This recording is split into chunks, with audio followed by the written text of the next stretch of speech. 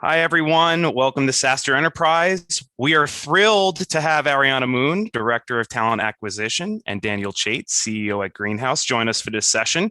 They will be discussing Competing for Talent, a workshop for enterprise leaders.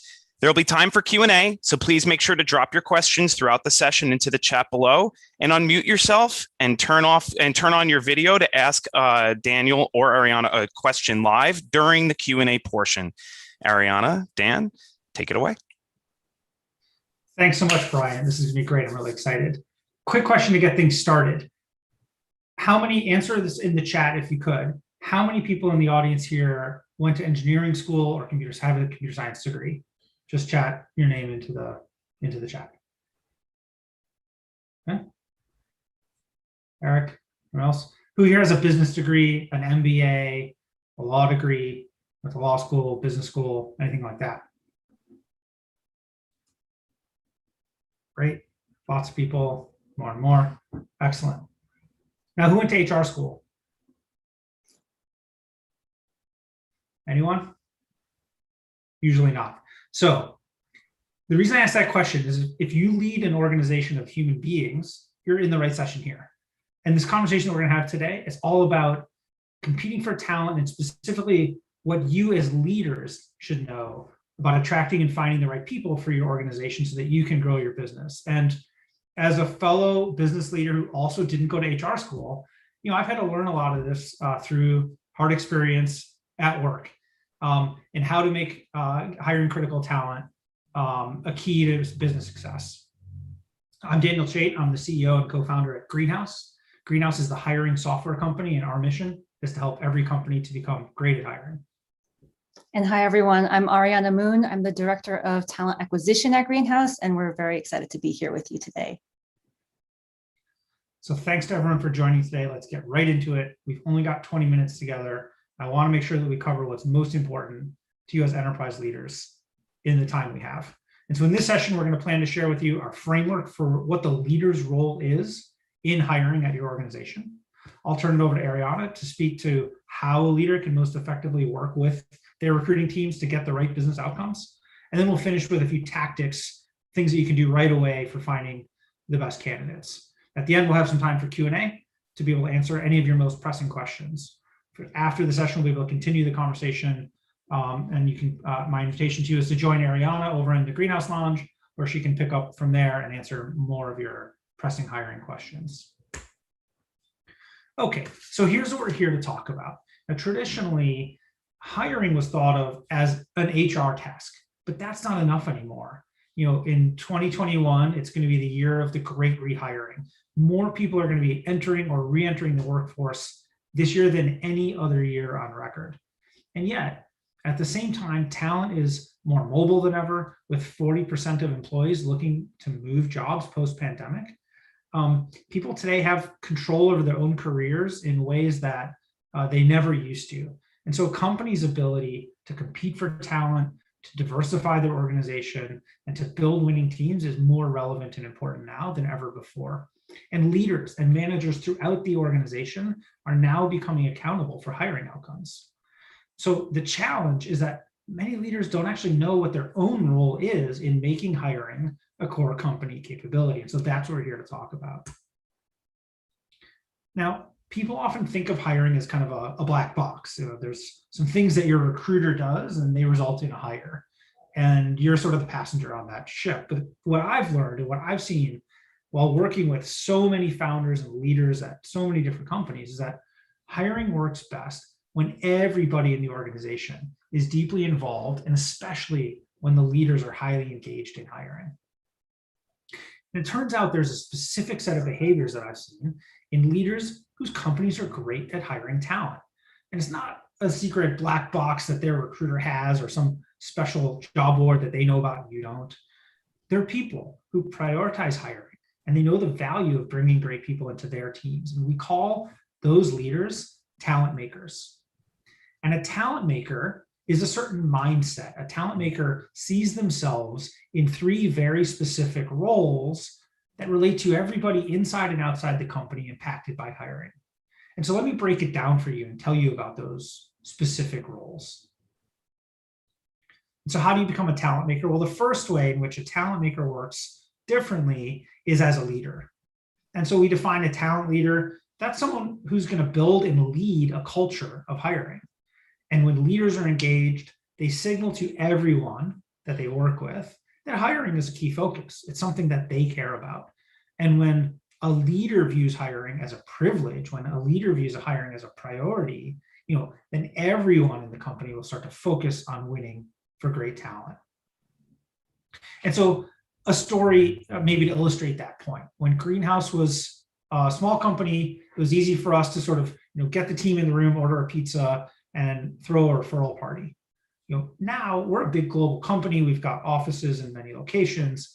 Our leaders help to drive sourcing parties, and they fund referral contests across the organization and across the world, amplifying the importance of keeping candidate diversity front and center.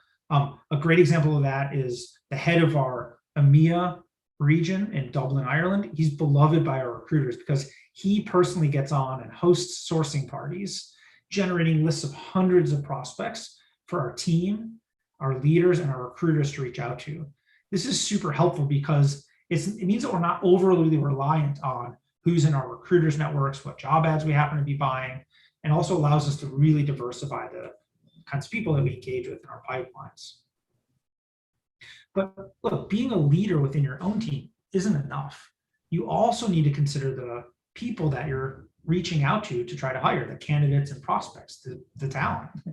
And so the second role of a talent maker is to act as a talent magnet. And we say that when a company becomes great at hiring, all of its people and all of its leaders start to become talent magnets.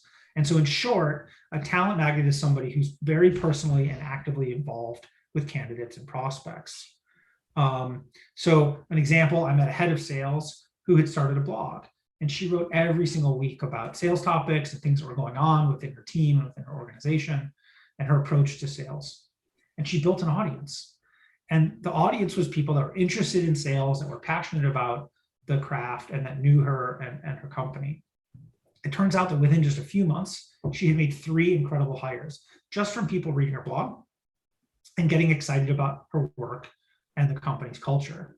Another example, our head of revenue operations at Greenhouse has done an incredible job building a really strong network of talent that she can tap into by being an active member in the operations community. So the sales ops sort of community within New York, and most of the people within her team have been sourced or who have applied through that network. And so by participating in the community, by putting out your own work and your own brand through those communities of interest, she's been able to open roles quickly. She's been able to build in great talent, and it's shown that the candidates and the great talent wants to join the organization because of the work that she does as a talent magnet herself. Okay, so you're a talent leader. You're building and leading a culture of hiring throughout your organization, and you're a talent magnet. You're spending your own time trying to land the talent. There's still a thing missing. What about your partners in this process? What about the internal team? And that brings me to the third and maybe even the most critical behavior as a talent maker, which is to be a talent partner. And a talent partner is someone who empowers those who are driving the recruiting process, enabling them to do their best work. And in order for you and your organization to be great at hiring, you really need to be a talent partner. You have to own that responsibility of enabling your talent team to do their best work and not just see themselves as order takers. And for recruiting to run well, the leaders have to trust them. They have to ensure that people involved in the hiring have the right tools, that they have the right information, so that they can partner with you to make every hire a great hire. And there's a whole art and science to this. I'm going to bring up Ariana to elaborate on what great partnering really looks like. Awesome. Thank you, Daniel. I love what you said earlier about recruiting working best when business leaders are involved. And so when you think about your recruiting team or your talent acquisition team, making sure they have the tools they need to be successful, and making sure that they're well supported. If you do all of that as a business leader, you can hold your recruiters to a higher standard of performance. And so, as Daniel mentioned, to paint a more concrete picture of what this kind of successful partnership between business leaders and TA might look like, I'll talk through some of the behaviors that make talent makers demonstrate when they're being effective talent partners. So next slide, please. Thank you. Okay. So talent makers who are good talent partners proactively demonstrate their support and they lead by example. So there are a few behaviors outlined on this slide here, and I'll give you some real life examples of what these behaviors might actually look like in practice.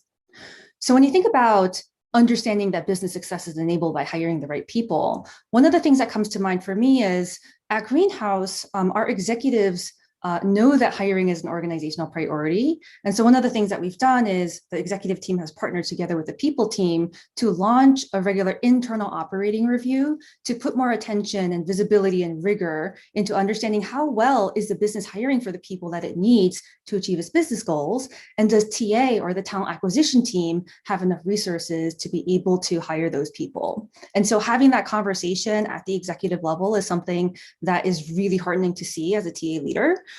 Because we know that this is a front of mind thing for the business. If we think about something like holding not only TA, but also your team accountable as business leaders to your hiring outcomes, the thing that comes to mind for me as an example is the work that our customer success team has been doing. So what they've been doing is they've been partnering really closely with the recruiters on my team to do things like help take initial phone screens for high volume hiring pipelines and sitting down and working together with our recruiters to look at our process and diagnose areas in the interview process that may be impacting different demographics disproportionately in the effort of creating a more inclusive and equitable hiring process. So really sitting down and getting into the weeds and having that hiring manager buy-in is really critical. And then when we think about leading by example, it can be something as simple as, an executive blocking off time on their calendars to make space for interviews, but also to make space for time to submit their feedback on the interview. A lot of the times executives will take back-to-back interviews and not have time to submit feedback. And that's a really important part of taking an interview and keeping your interview process moving so that your TA partners know how to move that process along. Now, I'm going to move on over to the next slide. Cool. I'm going to speed up a little bit through this one. So talent makers are also very actively involved in the recruiting process. So again, there are some behaviors outlined here. I'll tell one story that comes to mind in terms of one of these behaviors here. So when I think about the second piece of selling the story of why talent should join your team, and a great example here is what our CTO does. He has a willingness to drop anything and everything at any given moment if my team needs his help to help sell a candidate or an engineer on joining our engineering team. And so this conversation can involve walking candidates through our career ladders on the R&D side and growth paths and kind of sharing why greenhouses are really cool and challenging product to build. And that's really useful when when candidates have offers in hand from other companies that may have bigger brands or larger packages. Now let's move on over to the next behavior. So the next one is all about being an inclusive partner. Again, there are some behaviors outlined here. And the example that comes to mind for me is if I think about the last one around not only defining the talent you need, but also remaining open-minded to new ways of being inclusive. I think a really good example is what our professional services team at Greenhouse has been doing throughout their hiring process.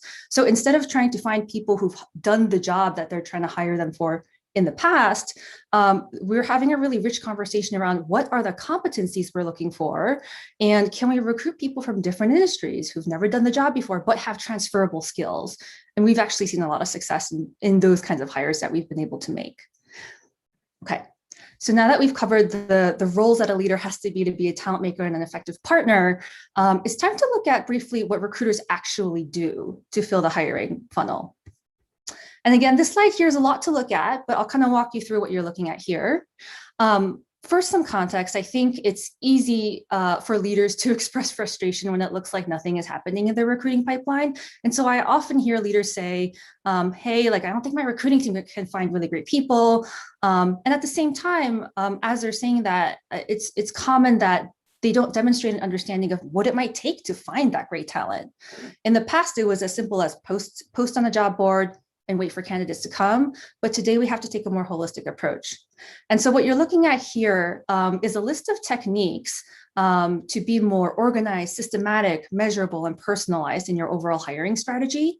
Some of these techniques take a longer time to bear fruit. Others can be used a little bit more immediately when you need to fill a role, but you need this entire continuum to be successful. Okay. So just to touch really briefly upon each of these questions, the hiring brand is basically your employer brand. How are you marketing yourself to candidates to make them want to come join your company? When you think about pre-qualified pools, this includes your existing database of candidates, as well as pools that you can tap into for talent from underrepresented groups. When you think about advertising, this is the traditional pay-to-play strategy, which gives recruiters a lot of control. The only constraint here is the size of your budget. The downside of this strategy is that it only reaches the candidates who are actively looking for jobs. And then finally, there's prospecting. There is that, it's the more personalized, targeted approach to finding people, which your recruiters can do, or you can hire an agency to do. And again, this is a highly targeted approach, but it will be costly in terms of time and fees. So again, you need this whole continuum to be successful in your hiring strategy. And I think the truth is that it's a really competitive talent market out there, and your competitors are doing a lot of these things. So in order for you to win the best talent, you have to engage in these techniques and strategies to succeed. So now I'll turn it over to Daniel to wrap up. Thanks, Ariana. Lots of great material in there. I'm just going to wrap up before we get to Q&A with 3 key takeaways that everyone can bring home with them. First, hiring is really a leadership behavior. It's not an HR task. It's your job to make your company great at hiring. Second, in order to be a talent maker, there's 3 different things you have to do. Learn how to lead and build a culture of hiring, relate directly to candidates, spend time recruiting talent yourself, and then support and partner with your internal hiring organization. And then lastly, the best organizations are out there competing against you every day. By recruiting proactively across a wide range of strategies and tactics, you have to be on the front foot if you're going to compete. Let's open it up for questions now, and it looks like one just came in. I see a question from Suzanne. Great strategy for attraction. Can you briefly describe how you manage to retain talent? Briefly is hard to do. I think just like with hiring, retaining talent is a holistic behavior. It's something that leaders have to be involved in, and you have to really lean into why. Just like you need to know why are people going to come work at your company to begin with? They need to have a reason to stay. Why are they going to wake up tomorrow and come back? And if you don't know why that is, then you need to develop that employer value proposition. Maybe you're one of the 2 or 3 companies in the world that can pay them the most and offer them free sushi and dry cleaning at their desk. I don't know about you. I'm not one of those companies. So why should, in my case, great talented people with lots of opportunities in the marketplace today stay working at Greenhouse? And I have my reasons, but you need to be clear what those reasons are, and then you need to partner with your internal teams to make sure that those reasons are true and working. I see another question came in from Jackson. How might a talent acquisition team inspire a leadership team to adopt these takeaways? It's a great question. Ariana, I don't know if you've got anything to chime in on here. I think the thing I would say, Jackson, is that often in a big organization, change is hard. You don't need to boil the ocean. What I typically see is that they will find one leader who's bought in or who's open to change, and work with that leader to do a pilot project, share the framework with them, and say, hey, you're someone that I know cares a lot about talent. I see that you already do X, Y, and Z. Can we, kind of showcase some of your behaviors? And obviously the numbers are gonna bear fruit that it's working, and use that to kind of start to build momentum. I don't know if you had anything else to add to that. Yeah, I think this is a really important question, and kind of what Daniel just briefly touched upon. I think it's important to show hey, if you get involved in these ways, here's what the outcomes can look like versus here's reality today. These are, we're working with a really competitive talent market. We have these challenges. If you can provide an alternative that is data-driven around these are what the results can be, or maybe if you do have a leader in particular in your organization that is bought in, leverage that leader and then show the outcomes of that partnership. I think that can be a really powerful story to tell. So many more questions. I see questions about internal referrals, about incentives, about hiring sales talent. I think the idea that hiring is an important leadership responsibility is really resonating with this group, and I'm grateful. If you want to pull up Brian, or I guess I can share the slide again. Go ahead and share that slide quick. That'd be great. There we go. We can continue the conversation. So Ariana's going to be over in the Greenhouse Lounge right away to answer any questions you've already asked and any others on this very important topic. Thank you so much for your time and energy here today. Awesome. Thank you all. Please join me in the lounge if you have time, and I'll take your questions from there. Thank you, Dan and Ariana, for a great session. We have a lot more great content today, so see you in